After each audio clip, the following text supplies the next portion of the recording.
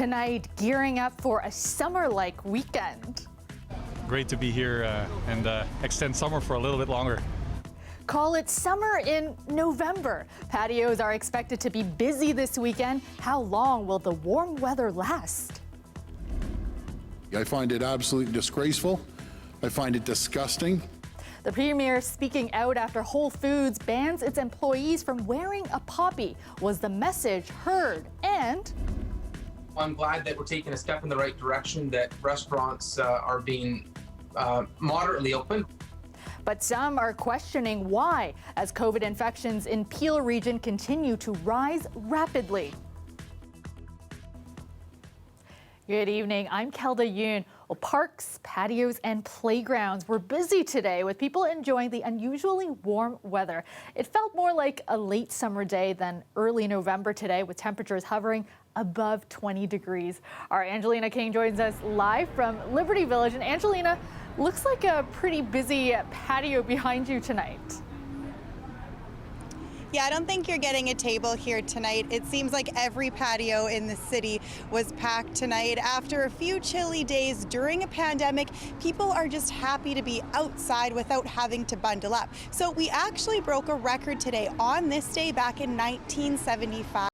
It got as warm as 18.9 degrees, but today we got up to 21 degrees and people certainly took advantage of that.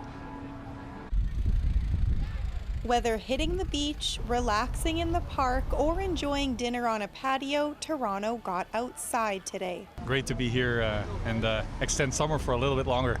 Just making the most of the weather. It's like crazily warm for November. It's like you just cherish this a little bit more because you know it's going to go away. Doesn't feel like November. It feels like September, maybe August right now. It's beautiful. I can't remember a November being so nice like this. Environment Canada says while Toronto broke a record today, hitting 21 degrees, the long stretch of warm days ahead is even more unusual in November. We are forecasting basically 6 days of above 15 degrees. And the last time that happened was in 1975. It's only happened 3 times in the past, in 1938, 1953, and 1975. And so some relief for restaurants while indoor dining is still on pause. It really is just a blessing, literally from the skies. Nick, you're a rock star. Shamaz Amlani owns 2 restaurants along Queen West, and while he's grateful for the weather, he does feel a bit cheated. Right before the warm temperatures, the city took down the curb lane patios in the area to make room for snow removal. Now he's operating with 50 less seats in total. We are going to lose thousands of dollars as a business, mere days after I paid rent in full for November, and our staff also are going to suffer. The city says removing the curb lane patios in early November was always the plan, but says it recognizes the warm weather and is allowing existing ones to stay up until after the weekend. Lucky for some neighborhoods, but Amlani's are already gone. Still, he's making the best of the weather with extra tables along the sidewalk on a day people did not take for granted. I think people are stressed out because they're cooped up and isolated from one another. It's a welcome relief today after the anxiety of the week. Gets to be away from devices, to be able to look at the sky, to feel the sun on your face. It's very important, especially this late in the year. It's a rare event. It is rare, but we are going to be able to enjoy this warm weather for a few more days, a little bit while longer. We're not expected to go back down to seasonal temperatures until Thursday, and that's at around 10 degrees. Environment Canada also says that we are supposed to be in for a warmer winter than usual. Kelda? That sounds good to me. Thanks so much, Angelina.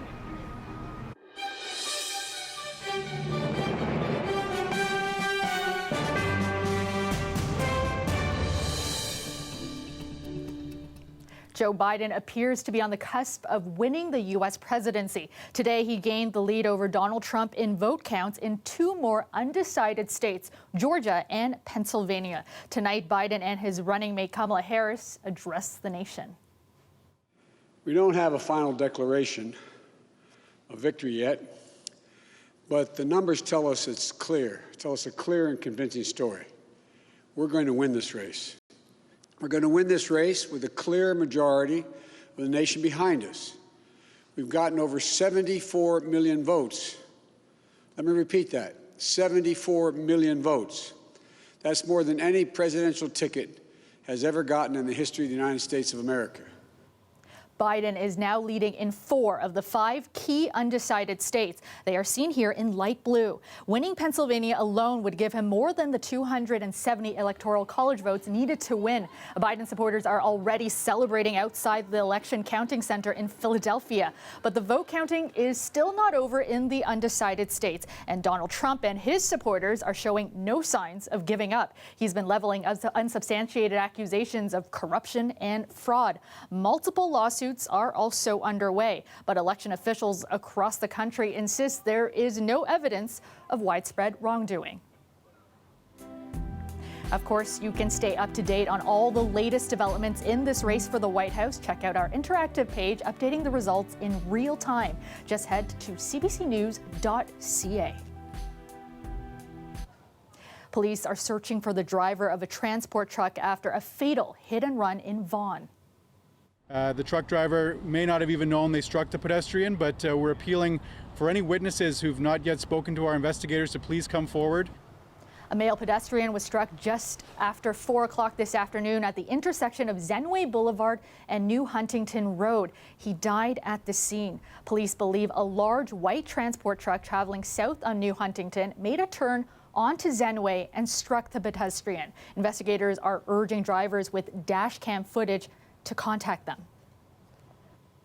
Whole Foods appears to have gotten the message loud and clear. The food store is now backing away from a policy preventing employees from wearing a poppy on the job. The move comes after the chain was blasted by the premier as well as other politicians. After hearing what I heard this morning from Whole Foods, the policy that they introduced, that they won't allow any employee to wear a poppy, I find it absolutely disgraceful. I find it disgusting. Doug Ford saying earlier today he will introduce legislation making it illegal for businesses in Ontario to prohibit staff from wearing a poppy. The premier was speaking in Ottawa, where he was visiting the Canadian War Museum. Tonight, the U.S.-based Whole Foods chain says its employees are welcome to wear the poppy in honor of Remembrance Day, which is next week. The company says it will also make a donation to the Legion Poppy Fund. Peel region is continuing to see high rates of COVID-19 infections, reporting another 280 new cases today. The rate of positive tests is also growing. The province says because of that, the region will not move into the orange level of restrictions tomorrow as planned. But it is still allowing indoor dining and gyms to reopen, and that's raising some concerns. Lorenda Redekop reports. If you look at the positivity rates, they're going through the roof. You look at the William Osler, ever since this has started, I've never had a call from William Osler saying, hey, we're becoming maxed out.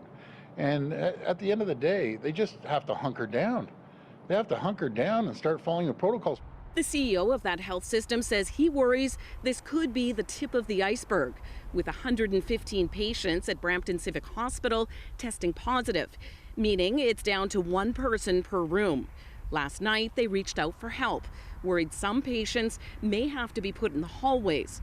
Test positivity rates have skyrocketed. The numbers that we're seeing in Peel and specifically Brampton, they're just going through the roof. It's out of control right now, and we have to react. The premier says plans for reopening in Peel had to change. In the new color-coded system, the region was set to move into orange, restrict. Instead, it's in the red zone, the most severe before a lockdown. Still, restaurants will be able to open to indoor dining with a maximum of 10 people. In a restaurant in Brent, the mayor says restaurants and gyms aren't the problem, that cases seem to be spreading through workplaces, like the trucking industry and in factories. He wants more help from other levels of government. We've been asking for 2 months for an isolation center from the federal government, like they provided to the city of Toronto for people in precarious employment, essential workers, truckers, people working in food processing who are getting COVID in higher numbers and can't afford to isolate. This group of friends was glad for the surprise warm November weather, allowing them to be outside more and also get together safely. We had 1 restaurant meal, 2 in the last 6 months on patios, and but in terms of going into a restaurant, I don't see that in my future for a long time. For myself, I wouldn't maybe go in one, but I think the age, you've got to leave something open for some of the ages, I think, to, at least live their life somehow. The Ontario Hospital Association calls the plan for reopening reckless right now. It would like to have that decision reversed, and it says it's going to be providing its analysis to the province next week. Lorenda Redicop, CBC News, Brampton. A 24-year-old man who murdered his entire family will have to spend the next 4 decades in prison. Minaz Zamin had pleaded guilty to 3 counts of first-degree murder and 1 count of second-degree murder for killing his parents, sister, and grandmother. All the charges carry an automatic life sentence. Today, a judge ruled Zamin can't apply for parole until he has served 40 years. Zamin murdered his family in their Markham home in July of 2019 because they were about to discover he had lied for years about going to university to become an engineer. A rally was held today outside of a Brampton courthouse. It was to demand justice for 19-year-old Jag Brar, who was killed in a crash involving a repeat impaired driver. Jag's honor that we get the laws changed and that we really break down on the drinking and driving rules, because this can be anyone. Days like this should never happen. Nobody's life should be taken this way. I would like to see him get a lengthy prison sentence, one that will never bring my son back, but one that will show others that before I get behind the wheel of that car, I could be facing a prison, some lengthy federal time, not a slap on the wrist. While the rally was going on outside the courtroom, the alleged driver, Peter Sims, was in a Zoom bail hearing. The 3-car crash happened just after midnight on October 10th near Huron, Ontario and Lakeshore in Mississauga. Brar was pronounced dead on scene. Sims allegedly attempted to flee the scene on foot but was shortly arrested. He is charged with impaired driving causing death and failure to stop. He has 2 previous convictions for impaired driving. Sims' bail hearing will continue on November 18th. He will remain in custody until then. The trial for the man who killed 10 people when he drove a van down a Toronto sidewalk begins next week. Alec Manassian faces 10 counts of first-degree murder and 6 counts of attempted murder in connection with the 2018 incident. Earlier this year, Manassian admitted in court to planning and carrying out the attack. The judge has said the case will turn on Manassian's state of mind at the time of the attack, not whether he did it. The trial begins on Tuesday and will be held via Zoom. Members of the public can watch a live feed of the proceedings at the Metro Toronto Convention Centre. It's really good. There's a lot of speeders along here. There's a school here, there's another school just on the street there, and there's people constantly speeding. After 3 months, Toronto's speed cameras are on the move. How many speeders they've caught and... Well, if you like today's weather, wait till you see what we have in store for the weekend. Your full sunny forecast after the break.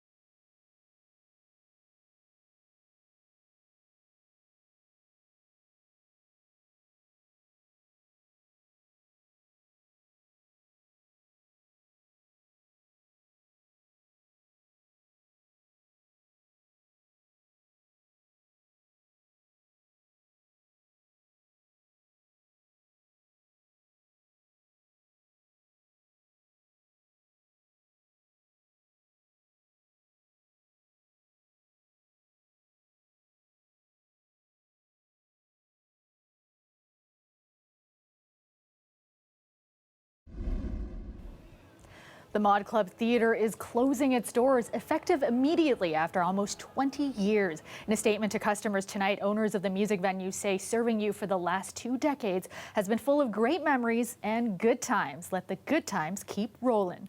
It's not clear if the closure is a result of the pandemic.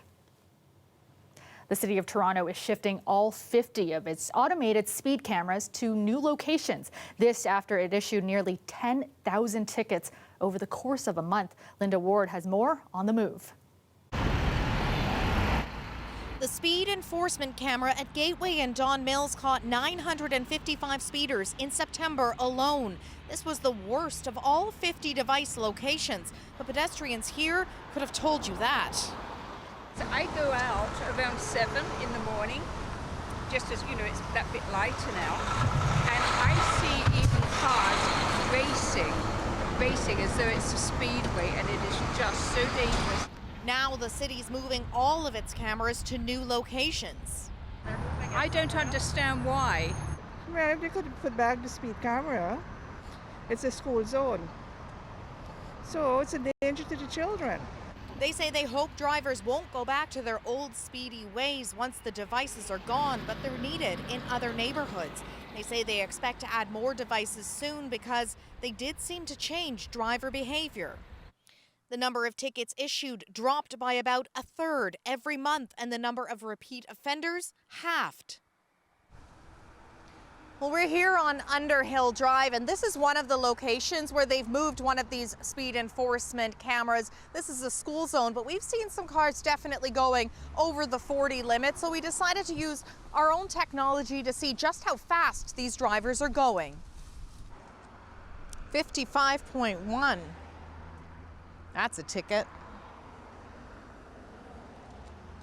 53.6. That guy was speeding. 69 in a 40 zone. Now this technology, it's not as sophisticated as the cameras that the city's using, but it gives you an idea of just how many tickets the city could be issuing in a school zone like this. I would say I've seen people probably going at least 60, definitely always over 40. It's a constant thing here, and there's so many kids, and I'm hoping it helps. The city can say only anecdotally that they believe that it does work to reduce the number of speeders in these areas, but they need more time to look over the data. These cameras will stay in their new locations for the next 3 to 4 months to send a message to drivers, and then they'll be moved again. Linda Ward, CBC News, Toronto. A beautiful night with mainly clear skies will become partly cloudy overnight, but as you heard Angelina earlier, this warm weather is sticking around. Meteorologist Nick Cernkovich joins us now. And Nick, I suspect many people will be outdoors this weekend. Well, Calda, the weekend is all about warmth and sunshine, and in fact, we might even break a record set back in 1938. We're going to get to that in your long-range forecast. Here's a look at our weather headlines, though, heading through the next few days. Sunny all the way up until next Tuesday. That's when the weather starts to change a little bit. The potential for more records to be broken this weekend, and again, those changes, they take place Tuesday night. But we'll deal with that when we get to the other side of the weekend. For now, though, take a look at this. Daytime highs today up to 21 degrees. That did break a record from 1975, and potentially more of those to come as we head through the next couple of days. The reason for all of this is high pressure's in place and it's really not moving. So this is going to drive our weather pattern for the next 4 days. And more or less, it's the same weather as we move through the next 4 days. Look for lots in the way of sunshine and clear skies heading through tomorrow morning, tomorrow afternoon, and all the way through until Tuesday. Tuesday, though, could see a bit of a mix of sun and cloud there before it switches over to some rainfall. Overnight tonight, temperatures in southwestern Ontario, 9 degrees, and still some gusty winds, though. Winds about 20, 30 kilometers per hour through the overnight period. As we move through tomorrow, same story. Southwestern Ontario in particular, looking at wind gusts up to about 40 kilometers per hour, and that's part of the reason why I don't think we're going to see any fog patches developing through the overnight. It's the winds that are going to be too strong for it. 20 degrees down in the Windsor area, 20 down in Leamington as well. Doesn't look like we're seeing any potential record breakers in southwestern Ontario tomorrow, but Different story as we head into the Golden Horseshoe. Average temperature, by the way, for this time of year, about 10 degrees for Windsor, so double that in southwestern Ontario. For the Golden Horseshoe tonight, similar overnight temperatures, around 8 to 9 degrees, winds out of the southwest to about 15-20 kilometers per hour. Tomorrow, look for highs close to 20 degrees in most places. The average daytime high for this time of year for Toronto, 8.9 degrees, so even more than double. Winds tomorrow out of the southwest about 20 kilometers per hour. And that southwesterly breeze sticks around, so we're going to see temperatures steady around the 20 mark. Also, a slight increase in humidity over the next couple of days. I put the records on for Saturday and Sunday. The record for Saturday, 20 degrees, that was set back in 1938. So potential record breaker there. Same story for Sunday as well, though not quite as old a record. Temperatures basically the same heading into Tuesday. The potential for some morning fog on Monday and Tuesday. And Wednesday, things start to change as we see a shift in our pattern. Rainfall moves in and temperatures close to seasonal. Cal. Looks good. Thanks so much, Nick. The weather is brought to you by Trane, the most reliable heating and cooling brand. We test, so it runs.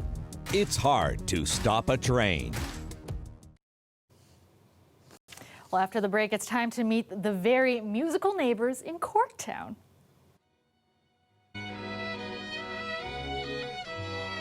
This year, because of COVID, our year has kind of fallen apart in a little bit.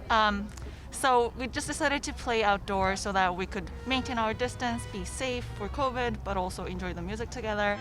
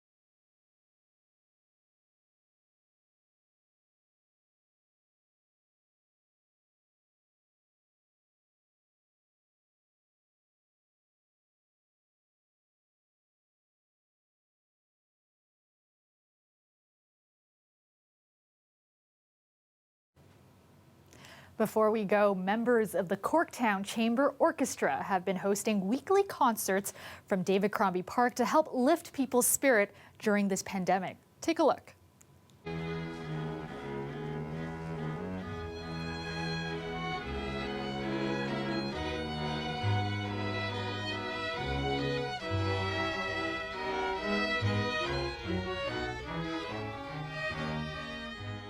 We're Corktown Chamber Orchestra. We are a group of amateur musicians. But this year, because of COVID, our year has kind of fallen apart in a little bit. So we just decided to play outdoors so that we could maintain our distance, be safe for COVID, but also enjoy the music together.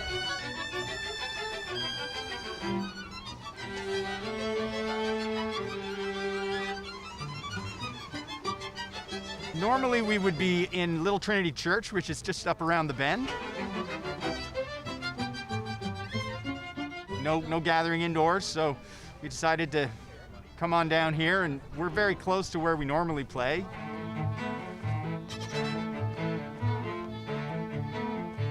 I mean, it's been great for all of us to be able to make music together, but I think it's been great for the audience to be able to have something different.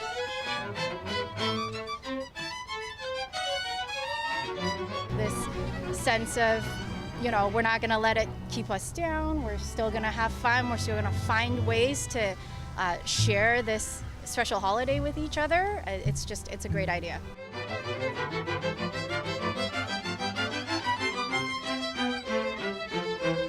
We were explaining that they would be inside normally and that they seem very accomplished, these musicians, Yeah. that we get the opportunity to just sit outside and listen to them for free. It's really lovely. Special.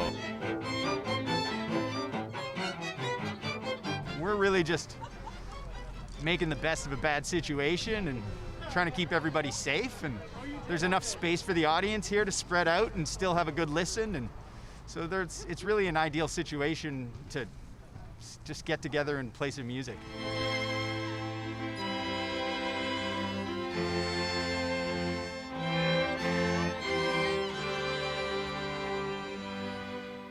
Sounding good. That's our show for you tonight. Thank you so much for watching. Maribel Tarouk has your next local newscast tomorrow at 6. Have a great weekend, everyone.